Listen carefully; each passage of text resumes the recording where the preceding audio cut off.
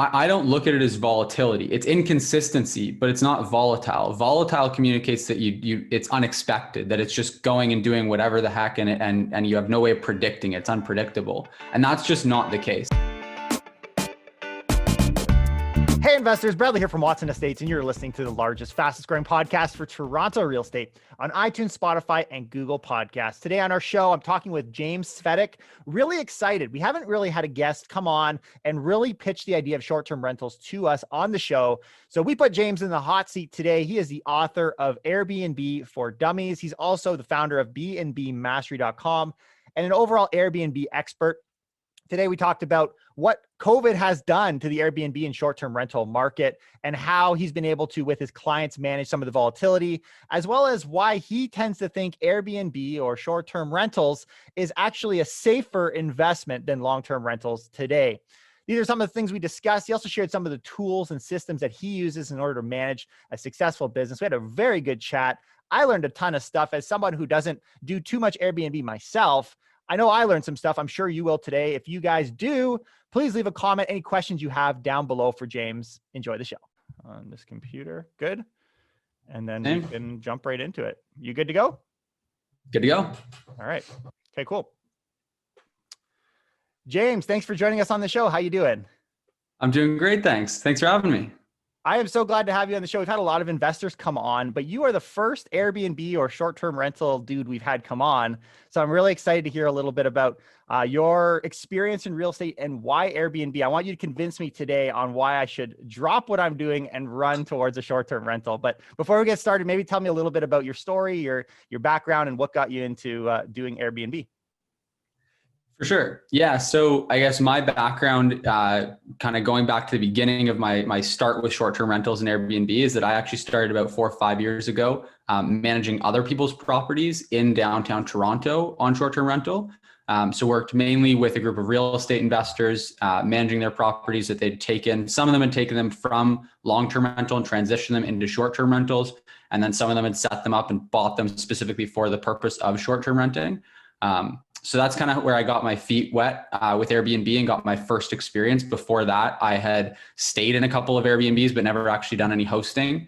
And then now over the years, I've gotten a lot further into it, where now I coach a whole bunch of students all throughout the world on how to manage other people's properties on Airbnb. I work with hosts all around the world to help them improve their listings performance and kind of streamline their operations.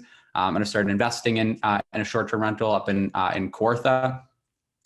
And working with a small group of investors to just kind of help them strategically get into short-term rentals. And I've now written the book Airbnb for Dummies and kind of gotten more into the online space. So now my whole life is kind of revolving around Airbnb, but that's sort of the backstory there. So I can tell it sounds like the way you describe it, you've fallen into Airbnb, but I know there's a reason you're choosing short-term rental. I'm curious, why is that your preferred method of investing? There's so many options. I'm curious why this is your favorite. Yeah, from an investing perspective, I'd be lying if I said that it wasn't mainly because it's what I know. Like, I just have so much experience in it at this point that that's a big driver for me. But in contrast to a long-term rental, this is sort of contrary to what the way a lot of people think. But I find it gives me a lot more control over the investment. I know a lot of people are scared with short-term rentals that you're going to have all kinds of issues, you're going to have parties, and that it's unpredictable income, things like that. And I've realized over the years of working with investors and kind of working with these properties that it actually can be really, really predictable how much money the property is going to bring in if you know what you're doing. And I really love the idea of not having an eviction freeze happening on your property and having it not bring in any money for a long period of time, like a lot of landlords are going through right now. And just ultimately having the control to do what I want with the property at any time. And for me, a big component as well is that it's a really cool lifestyle asset, because buying the property up in the Kawarthas, it's a beautiful property. I love to be able to go up there a couple of weeks a year and actually use it as a cottage, but at the same time, have it generate a really strong ROI. So there's a number of different reasons for why I prefer short-term rental to long-term as an investment. But those are the main ones. So I do want to dig into the market right now, the evictions, but I'm curious, you just mentioned the Kawartha property. So tell me why the Kawarthas, and I guess in general, like, how do you search for properties or how do your investors that you've assisted determine what's a good Airbnb or short-term rental? Yeah, there's a couple different factors that you want to look at.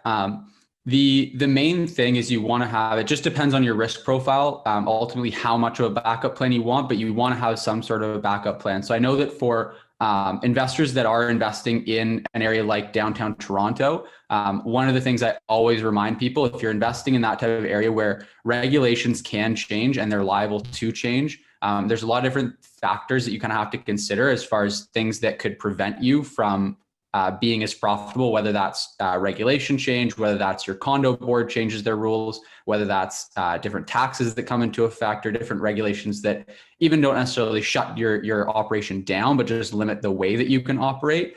So for anyone investing in more densely populated urban areas where there is a lot more exposure to those sorts of changes, I always recommend finding a property that is going to, as a backup, perform well as a long-term rental.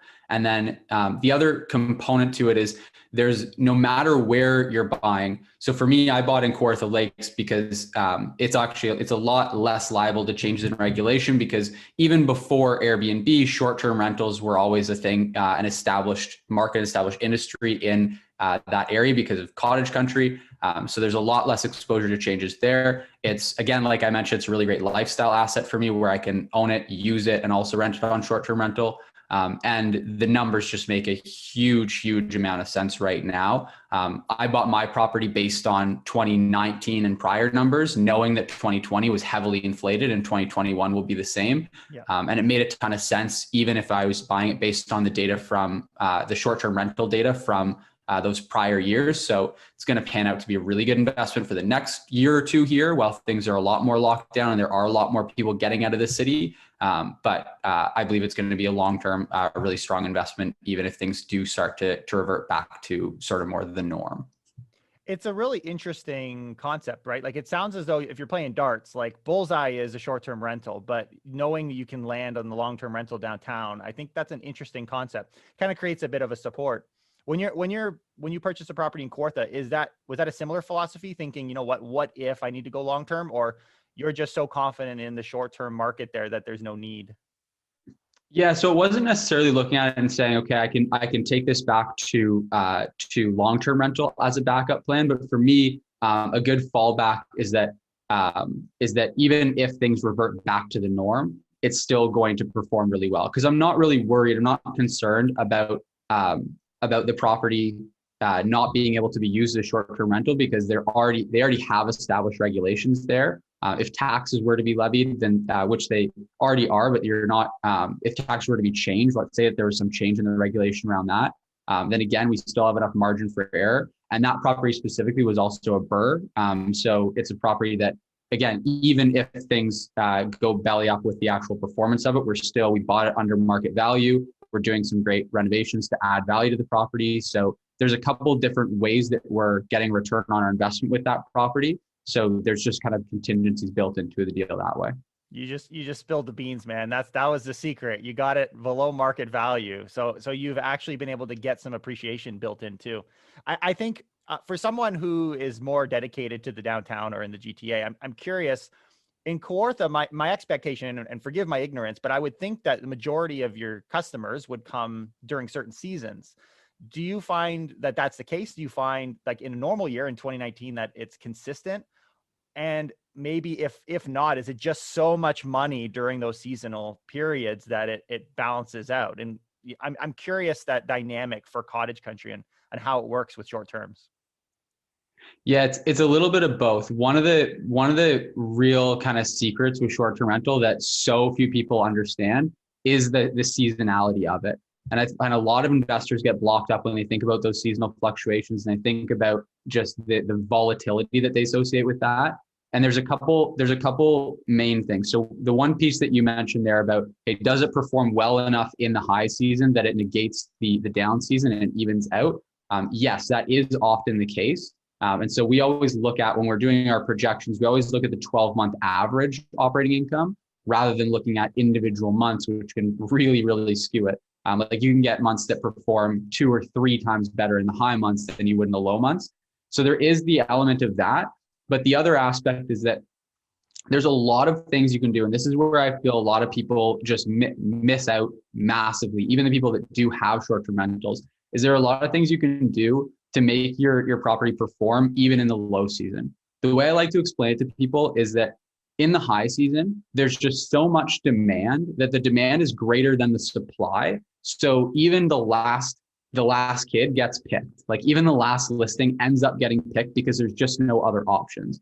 Right. So even if you aren't doing things to optimize your listing properly, even if you don't have great photos for your listing, even if you don't have the best amenities, the nicest property, like all those things, it doesn't really matter. You're still going to get booked in the high season because there's just so much demand.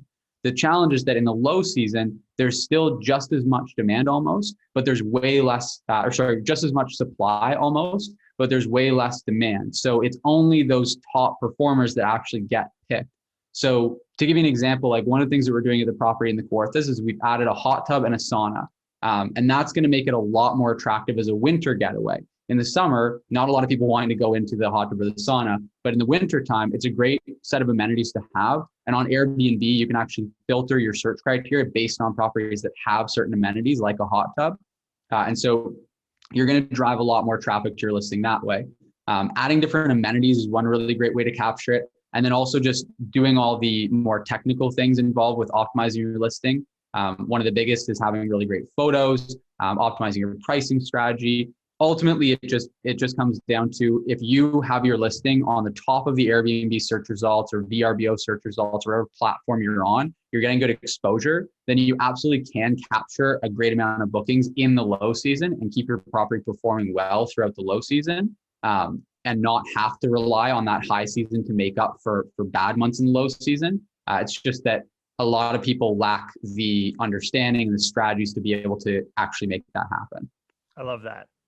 So a couple things there. One, I'm seeing, and to anyone else that's watching, like Airbnb is a business. I mean, this is what's being run here. And it's really curious to see. I love that approach, right? Like you're fighting for the low seasons. That it seems as though if you can shine in the low seasons, you don't need to perform as high in the high seasons.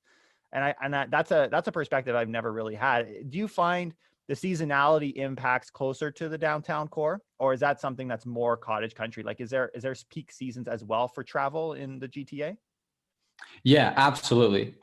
So you see it everywhere, just to varying extents. And it depends on the type of property that you're buying as well. So a 1-bedroom condo in the financial district in a regular year is going to see some fluctuation, obviously, but like it is going to do a little bit better in the summertime than it is in the wintertime. But because it's in the financial district, a lot of the people that are traveling there are going to be traveling there for work. And that tends to stay relatively consistent. So you're not going to see the big, huge spikes in the summer because there's just a real price cap on what you can charge on a 1-bedroom condo. But you're not going to see the bigger downturns in the wintertime because you still have the consistency of business travel that happens all year round.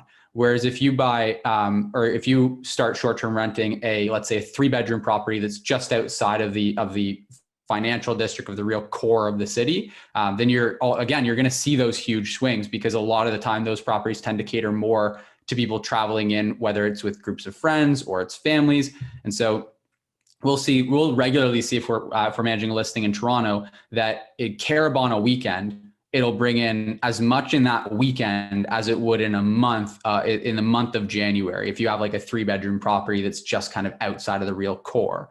And so events like that in the summertime, you can get, huge returns on those. And that stays pretty consistent throughout the summer where you have all kinds of different reasons that bigger groups are coming into the city and wanting to travel there, and it's all tourism related. But then in the wintertime, you don't get as much of that. So you have to be able to kind of shift gears and then optimize that property for those business travelers, or again, just show up and be the person that gets the booking for that odd bit of tourism that is happening in the winter months. So, okay. So I find it interesting because your perspective is that short-term rentals is less risky in some ways, but we also see this volatility. So how do you manage as a business owner, someone who's got properties and managing other people's, how do you manage that volatility in order to get it smooth enough where the thought is, that's actually less risky? I'm curious. I mean, we can get into some of the systems, which I want you to be able to cover too, but I'm curious, what does that look like practically? Are we just looking at the difference between an employee and a business, someone that can manage the ups and the downs, and so it takes that type of person? Or is there maybe more happening here? Like, are there systems in place that you're using that make it, you don't feel those ups and downs as much?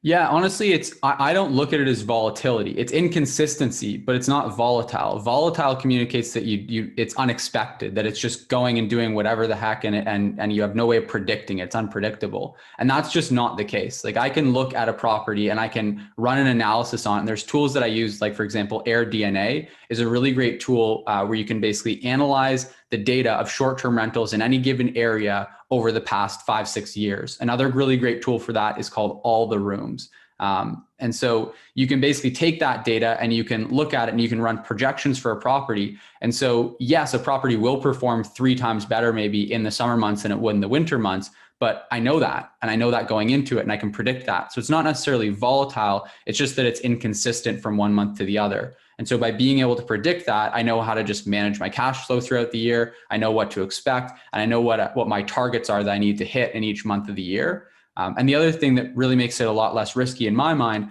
is that if something, even for example, having everything going on with the pandemic, there's all kinds of options that you've got for that property. And we've seen in all different areas of the world, not just in the Toronto area, but there's all kinds of people that are making the right moves with their properties and actually managing to have it perform as well as it did before the pandemic, or in some cases, way, way better. So for example, you can shift to week-long or month-long rentals. You can always shift that property, like I said, to longer-term rentals.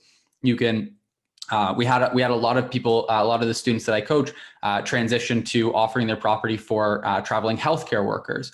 There's all kinds of different options to get bookings into that property, all kinds of different kind of ways that you can go about it. Whereas from my vantage point, now I haven't personally invested in any long-term rentals, but I have a big network, obviously, of real estate investors. So I have I think a good amount of exposure to it. And if that tenant stops paying rent, I kind of equate that to, if the Airbnb bookings stop flowing in, then what do?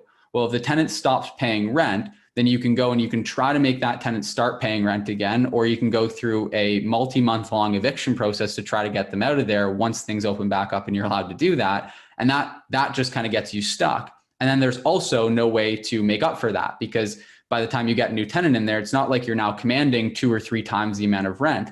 Whereas with short-term rentals, you've got a variety of different options, and there's ample opportunity to make up for any short-term downturns, because you can do things to just maximize the property's performance later on. You can keep it up in the higher performing months. You can optimize your listing further to, again, just make up for any short-term losses that you may have encountered. James, look at you go, man. I love it. I see it. I see it now. Okay, so we know there's been a eviction freeze. In fact, while we're recording this, we're in another eviction freeze. But there's also been, for anyone who's been following, I mean, there's been halts that have been put on the Airbnb industry too. You kind of covered a little bit there, but explain to me what is the current procedure for Airbnbs? Like, my understanding, outside of Toronto, which there's been limits. We'll get to that separately. I think that's a whole other topic. But in the province of Ontario right now, is it not required? It has to be like essential housing or something in order for you to have an Airbnb? Like, is that, when you're talking about, I know you mentioned you have healthcare workers, but is that what every person is doing? Do you find there's a bit of a gray area that's happening in Airbnb? Like, how are people squirming? Because yeah, there's an eviction freeze affecting long-term rentals, but there's supposed to be an impact happening to short-term rentals too. I'm curious how that's playing out. Yeah, so there's a couple of things. Like there obviously is sort of a gray area that some people are playing in. And that's not what I recommend. Obviously, I recommend you follow the rules, play by the rules. But there's a couple of different options. So you can, again, minimize the downside of it by having things like those essential travelers, like healthcare workers, what have you, staying in your property. The other really nice thing is that we don't really have to, anyone that's kind of still in short-term rentals right now and has kind of gone through these fluctuations generally is not too concerned. Again, the people that have the stomach for it, again, it's just about understanding what's going on. And then once you understand, you can feel a lot more comfortable with it. But what we're seeing is that when there's a freeze, people aren't traveling, people aren't moving. And then when that freeze opens up, people travel in hordes and masses. So you're getting like, yeah, you are seeing, it's just a different distribution of the income is the way that it's actually ended up shaking out. And initially, when all this craziness happened, there was a lot of fear in the market where people were going, well, I don't know what's going to happen. I don't know if how long this is going to go. I don't know if people are going to feel comfortable traveling again. And what we've seen is that, yes, people want to travel again, and they actually want to travel locally, hyper locally. Typically, they want to go within a couple hours of their place so that they can drive there. They feel more of a desire to travel to those places because they want more space. They want more space to kind of spread out, have more room for their family, where everyone's working from home, kids are in school from home. And they would prefer to travel to a short-term rental where they're on their own, they're safe in their little bubble, as opposed to traveling to a hotel. So what does that mean for us? It means that, yeah, it might be closed down if you're not housing essential travelers in the time being right now. Then your property is closed down, not making money, but all that money it would have made is going to come to you once things open back up, because we're seeing that the rates are going double and triple what they normally would be. And again, it requires you to be aware of that and to plan ahead for that, because if you get caught with your prices too low, then your property is going to get booked up and you're not necessarily going to make up for that downturn, which again isn't the end of the world. But if you know what you're doing, then you can have your prices set at the right amount so that you actually make up for all those potential losses from previous. And my understanding, there's actually systems that some Airbnb guys use to help with that price adjustment. I'm curious what systems it is you're using right now to help you with that, so the computer does it. Yeah. So there's a couple different ways you can go about it. There are automated pricing tools, like for example, Beyond Pricing is one of them. Wheelhouse is another one that's quite good, and they tend to do quite well when you have to understand that those softwares, those systems, they rely on data. So when we're in more unprecedented times like this, it's helpful to understand what's happening in the market and just kind of have your finger on the pulse, understand, look at what other people are pricing at, look at what things are shaping up to look like, so that you can make those judgment calls yourself. So I tend to lean more towards pricing manually for anything that's outside of the normal. So right now, that's what I prefer to do. That's my preferred strategy.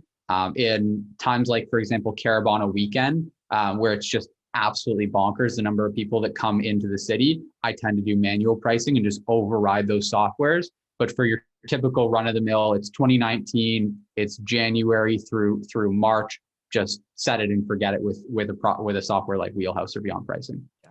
Okay, cool. Let's get into the city of Toronto a little bit, because it's been a bit of a beast. In fact, there's a lot of criticism on short-term rentals that is affecting long-term rentals, which has been the reason people have geared towards, let's do everything to make it harder on the short-term rental landlord to switch it to long-term.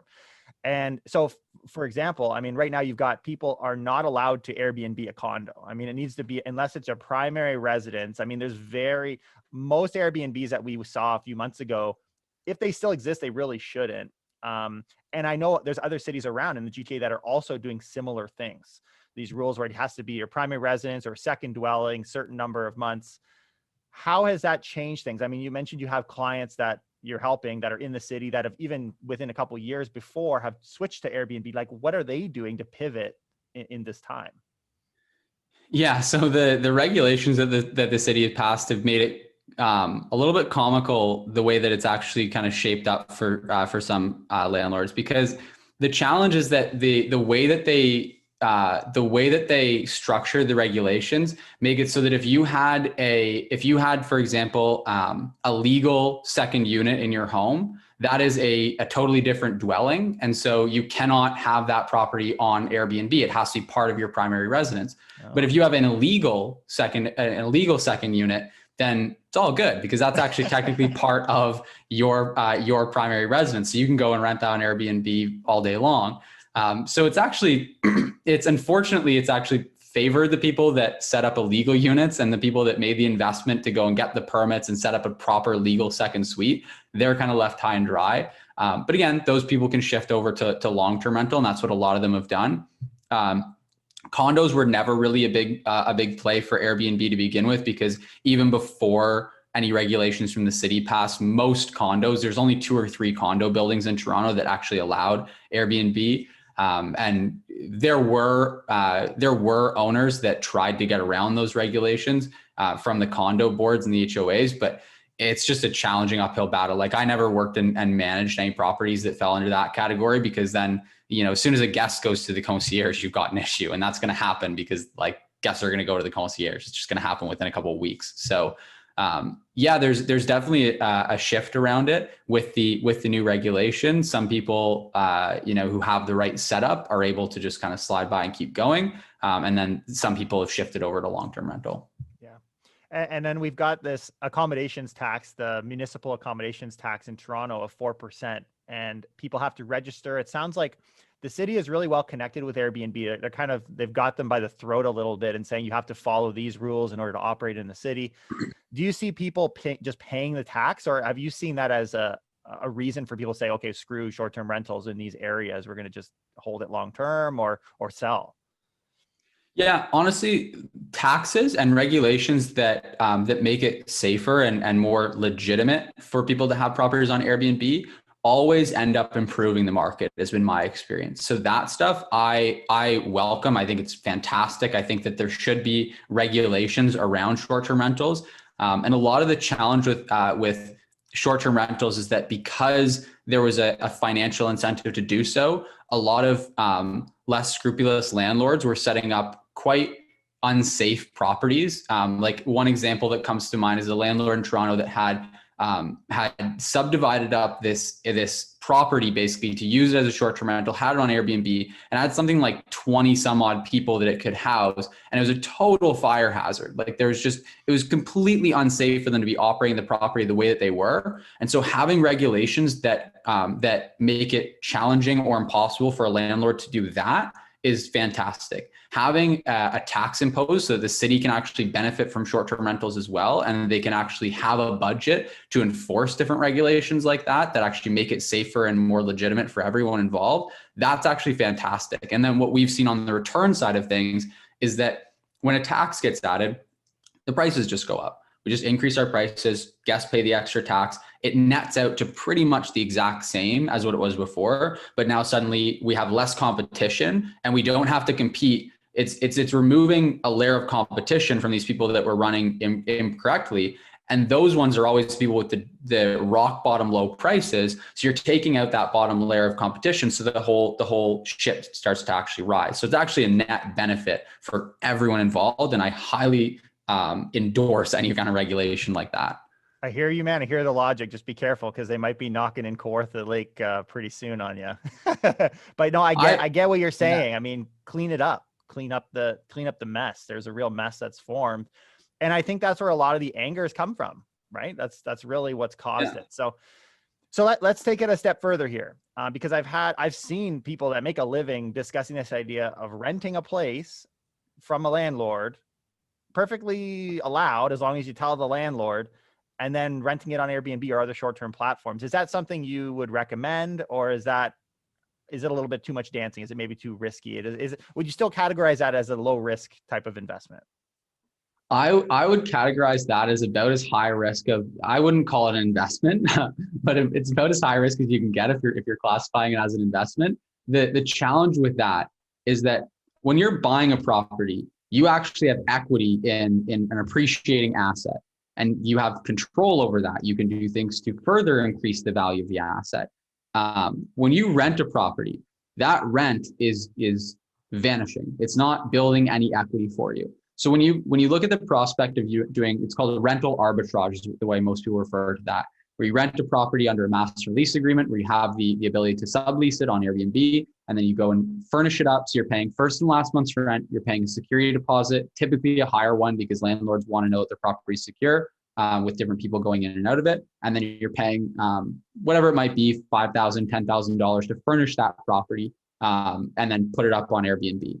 And 95% of the time, you're going to, like the business model that I operate under when managing property is a percentage management fee. So we take a percentage cut of the overall revenue. So it's a win-win for us and the property owner. The better the property does, the better we do. And the better the property does, the better the owner does.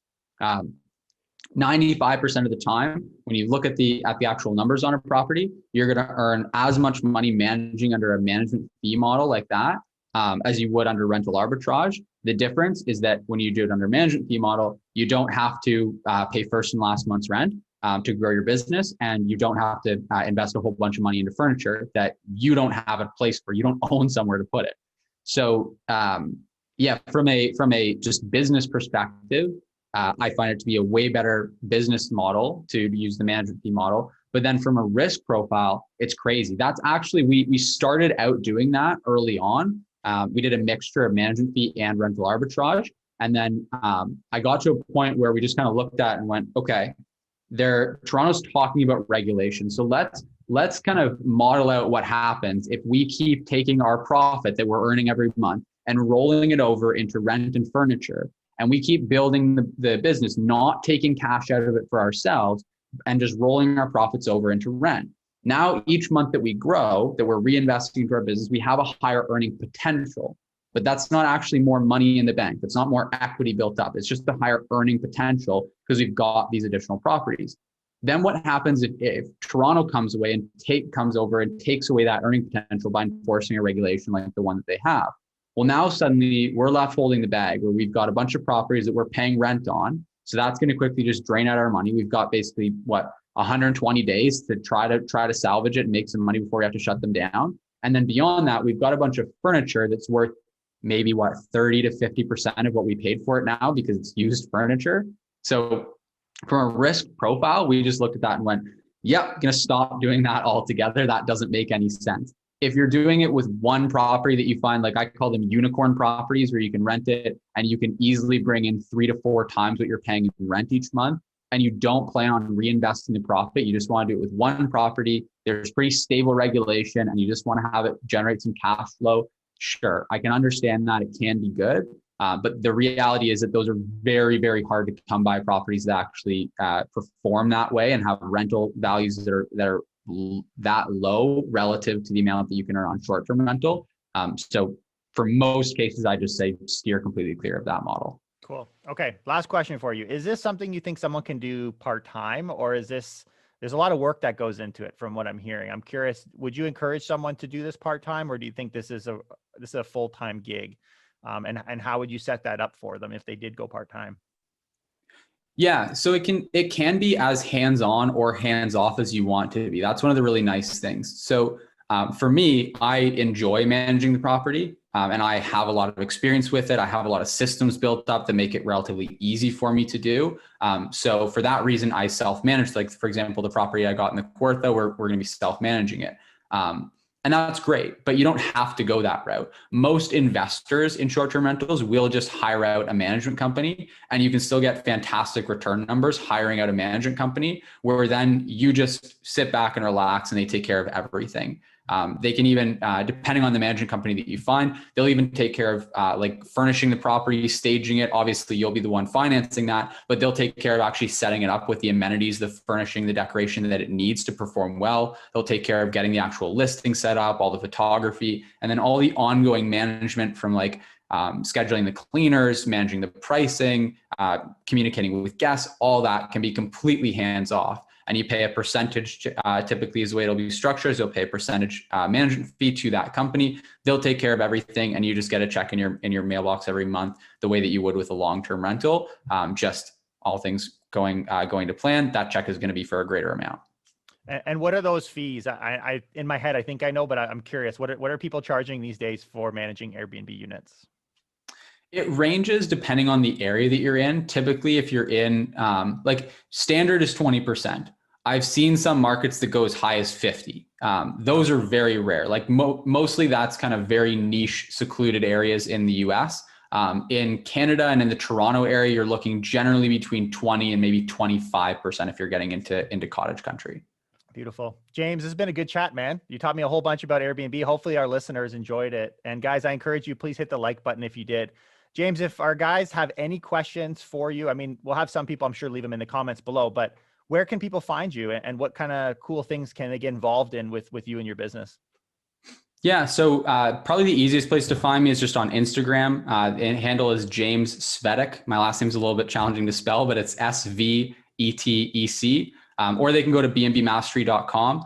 One of the cool things we're launching is that my business partner, Riley, and I, Riley's got a lot more investing experience than I do. He's kind of helping me along with this process. And we're actually going to be launching a really small, tight-knit intimate group coaching program, working with a few investors to help them get started investing in short-term rentals. So if there are any listeners who are interested in investing in short-term rentals, that's something that we're going to be starting up here pretty soon. So reach out, send me a message, and love to chat. Beautiful. Appreciate it, man. James, thanks for taking the time to join us, and we'll see you next time. Thanks a lot.